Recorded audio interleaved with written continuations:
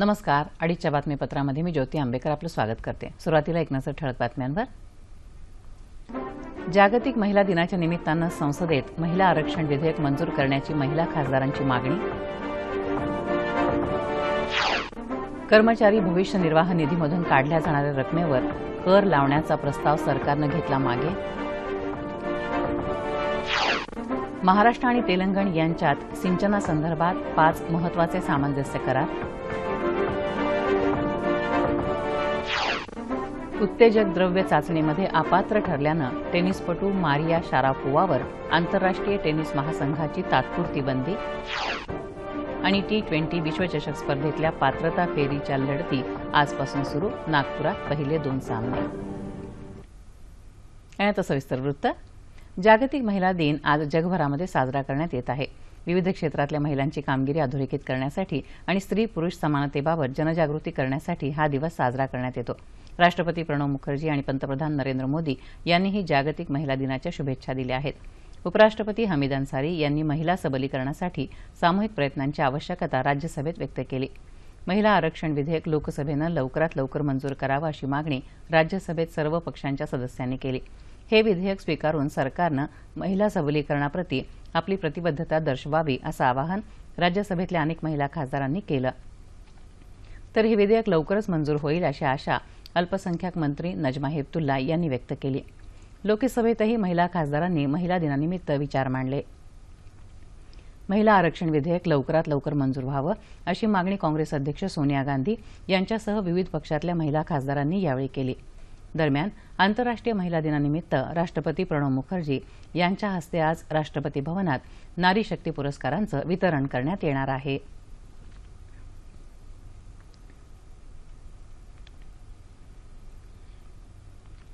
राज्यातही मोठ्या उत्साहानं जागतिक महिला दिन साजरा होत आहे. महिला पोलीस अधिकारी आणि कर्मचाऱ्यांना महिला दिनाची भेट म्हणून त्या ठाणे अंमलदारपदी काम करतील अशा सूचना सर्व पोलीस आयुक्त अधिकाऱ्यांना राज्याचे पोलीस महासंचालक प्रवीण दीक्षित यांनी दिल्या आहेत. या अंतर्गत औरंगाबाद शहरातल्या 16 ठाण्यांवर आज सकाळी 9 ते रात्री 8 वाजेपर्यंत महिला पोलीस अधिकारी किंवा कर्मचारी ठाणे अंमलदार म्हणून काम पाहत आहेत. जागतिक महिला दिनानिमित्त सोलापूरमध्ये विविध कार्यक्रमांचं आयोजन करण्यात आलं आहे. सोलापूर शहरातल्या दलित वस्ती इथं महिलांसाठी उभारण्यात आलेल्या सार्वजनिक शौचालयाचं उद्घाटन पालिका आयुक्त विजय काळम पाटील यांनी केलं. तसंच सोलापूर श्रमिक पत्रकार संघाच्या वतीनं माध्यमात काम करणाऱ्या निवेदिका, पत्रकार, फोटोग्राफर यांचा सत्कार करण्यात आला. धुळे जिल्ह्यात जागतिक महिला दिनानिमित्तानं एक धाव महिलांच्या सन्मानासाठी या महिला महापौर मॅरेथॉनचं आयोजन करण्यात आलं होतं. यावेळी महिलांनी आपल्या दिनचर्येतून स्वतःसाठी वेळ काढून आपल्यातील कौशल्य जाणून घेण्याचं आवाहन महापौर जयश्री अहिरराव यांनी केलं.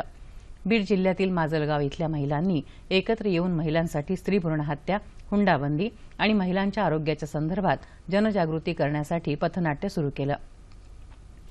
या महिला ऐतिहासिक व्यक्तिरेखा साकारून या माध्यमातून महिला प्रबोधनाचं काम करतात. त्यामध्ये जिजाऊ, बहिणाबाई, झाशीची राणी, सावित्रीबाई फुले ते आजपर्यंतच्या यशस्वी महिलांचा समावेश आहे. महिलांचा हा चमू ग्रामीण भागातील सामाजिक कार्यक्रमातून समाज प्रबोधनाचं चांगलं काम करत आहे. त्यात आमचा थोडासा खालीचा वाटा म्हणून आम्ही 10-12 मैत्रिणींनी मिळून हा उपक्रम सुरू केलेला आहे. यासाठी सगळ्याच मैत्रिणींना खूप अगदी घरचं सगळं व्यवस्थित करून सगळी जबाबदारी घरातली सांभाळून आम्ही सगळेजण हे उपक्रम राबवतो आणि त्यात आमच्या घरच्यांचा पण खूप मोलाचा वाटा आहे. बुलडाणा जिल्ह्यातल्या खामगाव तालुका विधी सेवा समिती आणि प्रेस क्लबच्या वतीनं महिला दिनाच्या निमित्तानं महिला विषयक कायदे शिबिराचं आयोजन करण्यात आलं. यावेळी होतकरू महिलांचा सन्मानही करण्यात आला. आजच्या महिला दिनाच्या पार्श्वभूमीवर स्त्री पुरुष समानतेसाठी फक्त कायद्यात तरतूद करणं पुरेसे नाही, तर यामध्ये समाजाची काय भूमिका असायला हवी या संदर्भात अॅडव्होकेट नयना परदेशी यांनी दूरध्वनीवरून आपली प्रतिक्रिया व्यक्त केली. भारतीय राज्यघटनेच्या कलम 14 अन्वये सर्वांना समानतेचा अधिकार देण्यात आला आहे आणि ही गोष्ट तर आपल्या सगळ्यांनाच माहिती आहे. त्यानुसार सर्व स्त्री आणि पुरुष समान आहेत.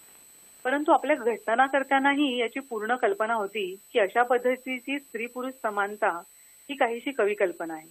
त्यामुळेच त्यांनी दुर्बल घटक ज्यामध्ये स्त्रियांचा प्रामुख्याने समावेश होतो त्यांच्यासाठी काही विशेष कायदे करून त्यांना पुरुष प्रधान संस्कृतीमध्ये समानतेच्या पातळीवर आणण्यासाठी प्रयत्न केले आणि घटनेने तशी तरतूद केली.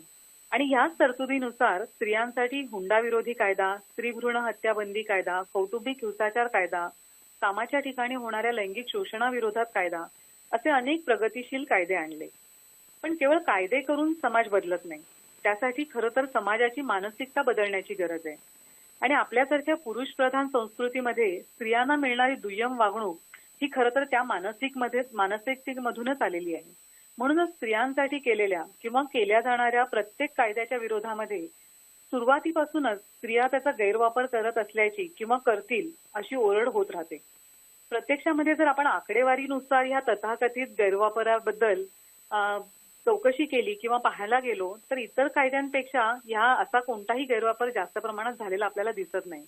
जेव्हा आपल्या घरातल्या स्त्रीवर अन्याय होतो तेव्हा आपल्याला सर्व कायद्यांची आठवण होते आणि इतर स्त्रियांच्यावरील अन्यायाबाबत मात्र आपण ही जागरूकता पाळत नाही. जर सर्व पुरुषांनी ठरवलं की स्त्रियांवर अन्याय होऊ न देण्यासाठी आपण प्रयत्न करायचे तर अशा कायद्यांची गरज खूपच कमी होईल. स्व किंवा कुलस्त्रीवर अन्याय होता कामा नये अशी मात्र सगळेजण अपेक्षा करतात आणि परस्त्री म्हणजे ती कोणाची तरी स्व किंवा कुलस्त्री ह्याचं भान मात्र सोयीस्कररित्या विसरतात. त्यामुळे सर्वांनी लहानपणापासून जर मुलांवर असे संस्कार केले मग आपल्या घरामध्येच असे संस्कार वारंवार केले गेले तर ही पुरुषी किंवा ही समाजाची एकूण मानसिकता बदलायला सुरुवात होईल. आणि याची सुरुवात आपण आपल्याच घरापासून करायला हवी असं मला वाटतं. त्याचबरोबर स्त्रियांनी सुद्धा त्यांच्या हक्कांबाबत, कायद्यांबाबत जागरूकता दाखवायला हवी. त्याचा गैरवापर होणार आपल्याकडून केला जाणार नाही याचीही पुरेपूर काळजी घ्यायला हवी. त्यामुळे स्त्री पुरुष समानतेसाठी कायद्यांची गरज आहे. पण केवळ कायदे करून जोपर्यंत समाजाची मानसिकता बदलणार नाही जोपर्यंत स्त्रियांप्रती आदर, सन्मान संपूर्ण समाजात वाढणार नाही तोपर्यंत केवळ कायद्याने समानता येऊ शकणार नाही. आजच्या महिला दिनाच्या दिवशी आपण सगळ्यांनीच ठरवूया की स्त्री पुरुष समानता आणण्यासाठी आणि समाजाची मानसिकता बदलण्यासाठी आपण सर्व सारखे प्रयत्न करू.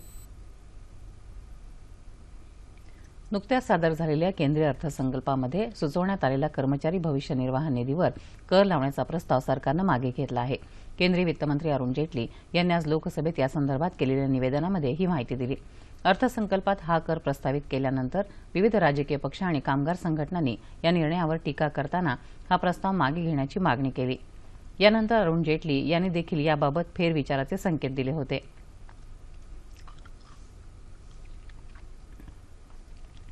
विविध प्रकारच्या सूचना प्राप्त झाल्यानंतर या प्रस्तावाचा सर्वसमावेशक आढावा घेण्याची सरकारला आवश्यकता वाटत आहे असं जेटली म्हणाले. मात्र राष्ट्रीय निवृत्तीवेतन योजनेबाबतचा कर प्रस्ताव कायम ठेवत असल्याचं जेटली यांनी स्पष्ट केलं. अर्थव्यवस्थेच्या शिस्तीच्या आधारे आंतरराष्ट्रीय मानांकन करणाऱ्या फिच या संस्थेनं भारताचा विकासदर 2015-2016 या वर्षात 7.5% राहील असा अंदाज वर्तवला आहे. तर 2016-17 या वर्षात विकासदर 7.7% आणि 2017-2018 या वर्षात 7.9% राहील असं या संस्थेनं म्हटलं आहे. चालू आर्थिक वर्षात पहिल्या तिमाहीमध्ये विकासदर 7.6%, दुसऱ्या तिमाहीमध्ये 7.7% आणि तिसऱ्या तिमाहीमध्ये 7.3% राहिला. शेवटच्या तिमाहीमध्ये विकासदर 7% राहण्याचा प्राथमिक अंदाज वर्तवण्यात आला होता. मात्र त्यात सुधारणा करून हा दर 7.7% निर्धारित करण्यात आल्यानं संपूर्ण वर्षाचा विकासदर 7.5% राहण्याचा अंदाज आहे.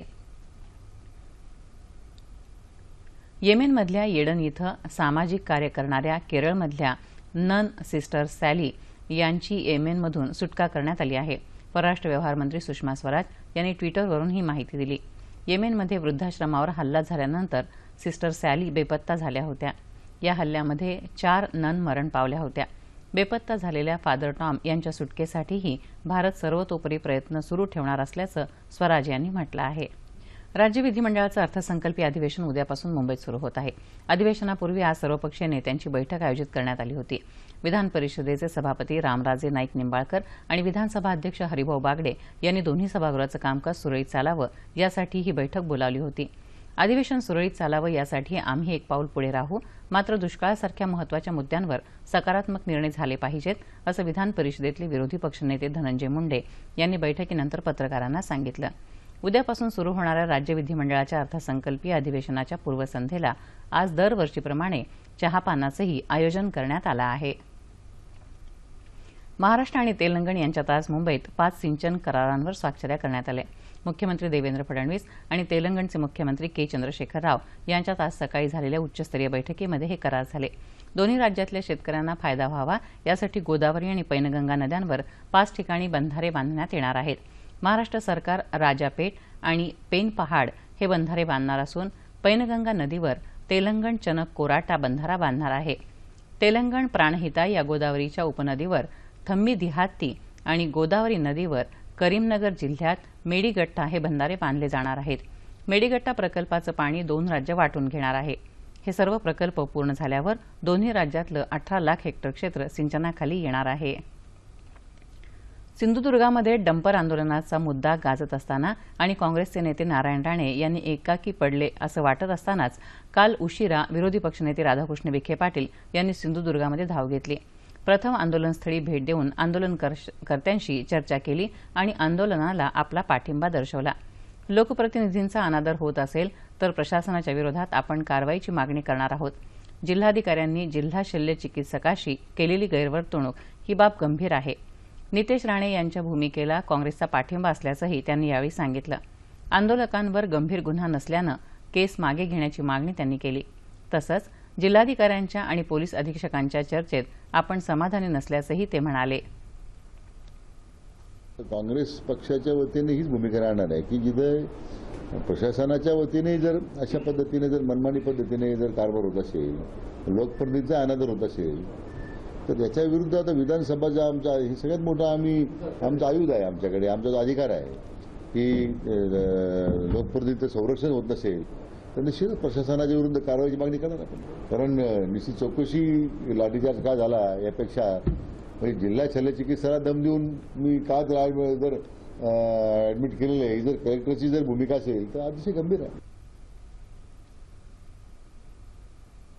थायलंडचे उपपंतप्रधान जनरल थानासाक प्रतिमा प्रकोण हे मुंबईच्या 3 दिवसीय दौऱ्यावर असून या दरम्यान ते राज्याचे मुख्यमंत्री देवेंद्र फडणवीस यांची भेट घेणार आहेत. थायलंडच्या उपपंतप्रधानांनी आज फिल्म्स डिव्हिजनलाही भेट दिली. तसंच ते आज मुंबई दूरदर्शनलाही भेट देणार आहेत. त्यानंतर ते NFDCला भेट देतील. थानासाक यांचं मुंबईत आगमन झाल्यावर विमानतळावर राज्यशिष्टाचार विभागाचे उपसचिव RK धनावडे, कक्ष अधिकारी PG मुळे यांच्यासह वरिष्ठ अधिकाऱ्यांनी त्यांचं स्वागत केलं. जगभरातल्या बौद्ध धर्मीयांचं तीर्थक्षेत्र असलेल्या नागपूर इथल्या दीक्षाभूमीला अ वर्ग पर्यटन स्थळाचा दर्जा देण्याचा ऐतिहासिक निर्णय मुख्यमंत्री देवेंद्र फडणवीस यांनी घेतला आहे.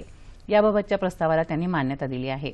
याच ठिकाणी डॉ. बाबासाहेब आंबेडकर यांनी 14 ऑक्टोबर 1956 रोजी आपल्या लाखो अनुयायांसह बौद्ध धम्माची दीक्षा घेतली. तेव्हापासून गेली 60 वर्षे हे स्थळ दीक्षाभूमी म्हणून जगभरातल्या बौद्ध बांधवांचं पवित्र स्थळ मानलं जातं. देशात बोधगया शहराव्यतिरिक्त केवळ दीक्षाभूमीवरच बोधिवृक्ष असून इथल्या भव्य स्तूप पर्यटकांचं विशेष आकर्षण आहे. यापूर्वी क वर्ग पर्यटन स्थळाचा दर्जा असलेल्या दीक्षाभूमीला डॉ. बाबासाहेब आंबेडकर यांच्या शतकोत्तर रौप्य महोत्सवी जयंती वर्षात अ वर्ग दर्जा देण्यात आल्यामुळे दीक्षाभूमीच्या विकासाचा मार्ग मोकळा झाला आहे. मुख्यमंत्र्यांच्या या महत्त्वपूर्ण निर्णयाचं बौद्धांच्या विविध संघटनांनी स्वागत केलं आहे. मुस्लिम समाजातल्या महिलांच्या मागण्यांकडे लक्ष वेधण्यासाठी आज पुण्याच्या मुस्लिम सत्यशोधक मंडळाच्या महिलांनी पुणे रेल्वे स्थानकाबाहेर डॉ. बाबासाहेब आंबेडकर यांच्या पुतळ्यासमोर आंदोलन केलं. मुस्लिम समाजातल्या महिलांवर अनेक गोष्टी लादल्या जात असून त्यांना त्यांच्या हक्कापासून वंचित ठेवलं जात असल्याचं आंदोलकांचं म्हणणं आहे.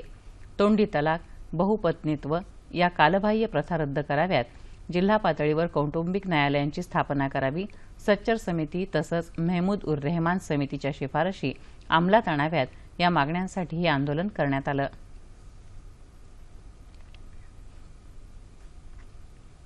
रत्नागिरी जिल्ह्यातल्या खेड इथल्या LTT इंग्लिश स्कूलमधल्या इयत्ता 7वी मध्ये शिकत असणाऱ्या जय दीपक मोरे या विद्यार्थ्याची अमेरिकेतल्या नासा केनेडी स्पेस सेंटर इथं अभ्यास दौऱ्यासाठी निवड झाली आहे.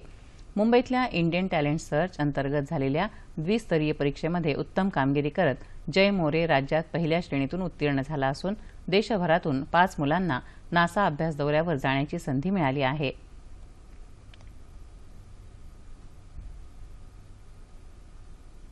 इंडियन टॅलेंट सर्च ही एक स्पर्धात्मक परीक्षा आहे. ही MPSC सारखी एक परीक्षा आहे.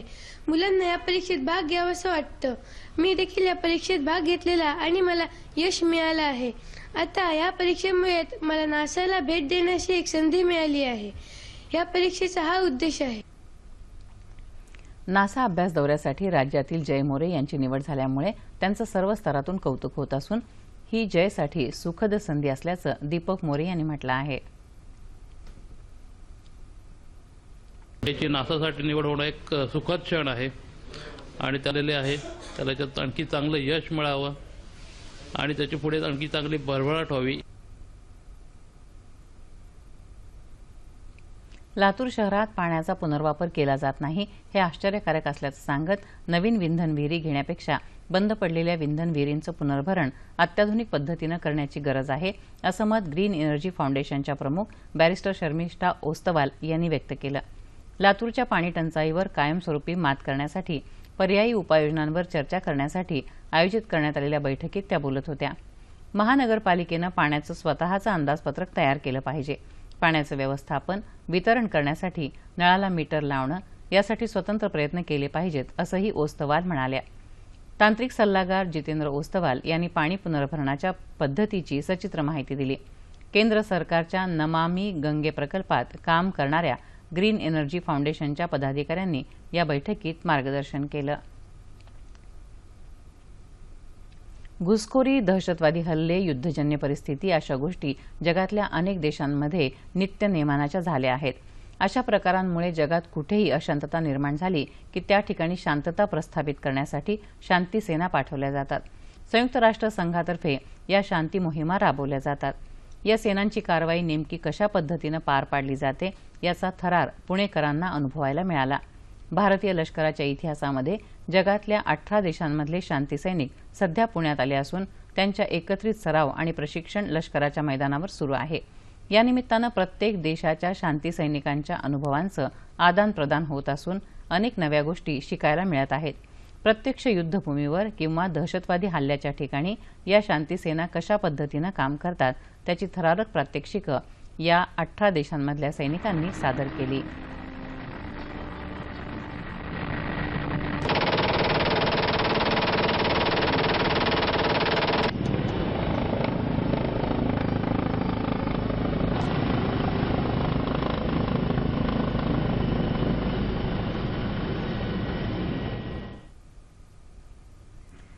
वडिलांचं छत्र हरपल्यानंतर लहान वयातच पडलेली कुटुंबाची जबाबदारी अशा प्रतिकूल परिस्थितीमध्ये आकाश कवेत घेण्याची जिद्द उराशी बाळगत क्रीडा स्पर्धेच्या माध्यमातून साता समुद्रापार झेप घेणाऱ्या कोल्हापूर जिल्ह्यातल्या गडमुंड शिंगीच्या बेसबॉल मनीषा सोनुलेच्या प्रेरणादायी प्रवासावर टाकूया एक प्रकाशझोत.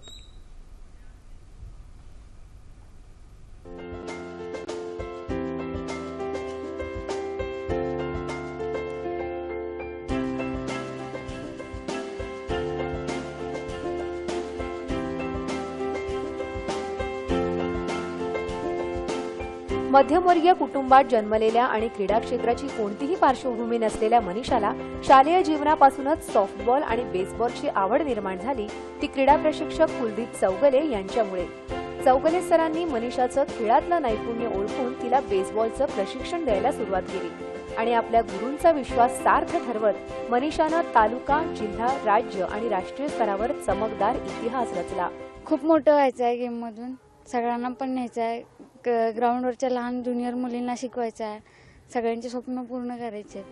राज्य आणि राष्ट्रीय स्तरावर नेत्रदीपक कामगिरी करणाऱ्या मनीषानं महाराष्ट्र संघाची सलग 6 वर्ष कप्तान बनून सॉफ्टबॉल आणि बेसबॉलमध्ये संघाला एक हाती विजय मिळवून दिला आहे. बेसबॉलसह आंतरविद्यापीठ क्रिकेट स्पर्धेतही तिनं प्रावीण्य मिळवलं आहे. नुकत्याच बेळगाव इथं झालेल्या सॉफ्टबॉल स्पर्धेत विजय मिळवल्यानंतर आता दक्षिण कोरियाला होणाऱ्या जागतिक महिला बेसबॉल स्पर्धेसाठी मनीषाची निवड भारतीय संघात झाली आहे. महाराष्ट्र शासनाकडून थोड्या जास्त अपेक्षा आहेत आमच्या. जसे ग्रँटेबल खेळ आहेत बाकी, तशा या नव्या खेळांना देखील ग्रँट्स मिळाव्यात. 25 गुणांचा जो निर्णय तावडे साहेबांनी घेतला तो अतिशय स्वागतार्ह आहे. पण 5% रिझर्वेशनमध्ये देखील या खेळांचा समावेश आहे. यमोची मान्यता आणि इंडियन ऑलिम्पिक महासंघाची मान्यता असणाऱ्या सगळ्या खेळांना महाराष्ट्र शासनानं 5% गव्हर्नमेंट रिझर्वेशनमध्ये समावेश करून घ्यावं. आपलं प्रेरणास्थान मानणाऱ्या वडिलांच्या निधनानंतर खचून न जाता बेसबॉलच्या क्षेत्रात आंतरराष्ट्रीय स्तरावर देशाचा झेंडा फडकवण्याची वडिलांची इच्छा पूर्ण करणं हे मनीषाचं स्वप्न आहे. तिच्या चिकाटी आणि अथक परिश्रमांना यश लाभावं हीच सदिच्छा. उत्तेजक द्रव्य चाचणीमध्ये अपात्र ठरल्यानं रशियाच्या अव्वल महिला टेनिसपटू मारिया शारापोव्हावर आंतरराष्ट्रीय टेनिस महासंघानं 12 मार्चपर्यंत तात्पुरती बंदी घातली आहे. ऑस्ट्रेलियन खुल्या टेनिस स्पर्धेच्या वेळी उत्तेजक द्रव्य चाचणीमध्ये आपण अपात्र ठरल्याची माहिती शारापोव्हानं दिली आहे. आरोग्याच्या तक्रारीवरून 2006 पासून ती सेवन करत असलेल्या औषधाला मेंडोलिनम हा घटक सापडल्यामुळे शारापोव्हा चाचणीमध्ये अपात्र ठरली. तिच्यावरच्या कारवाईचं स्वरूप अद्याप निश्चित झालेलं नाही. क्रिकेट T20 विश्वचषक क्रिकेट स्पर्धेला आजपासून भारतात सुरुवात होत आहे. आज नागपूर इथं पात्रता फेरीचे सामने होणार आहेत. पहिल्या सामन्यामध्ये ब गटामध्ये 13व्या मानांकित झिम्बाब्वेची लढत 14व्या मानांकित हाँगकाँग बरोबर होणार आहे. ब गटामध्ये 9व्या मानांकित अफगाणिस्तानची लढत 11व्या मानांकित स्कॉटलंडशी होणार आहे.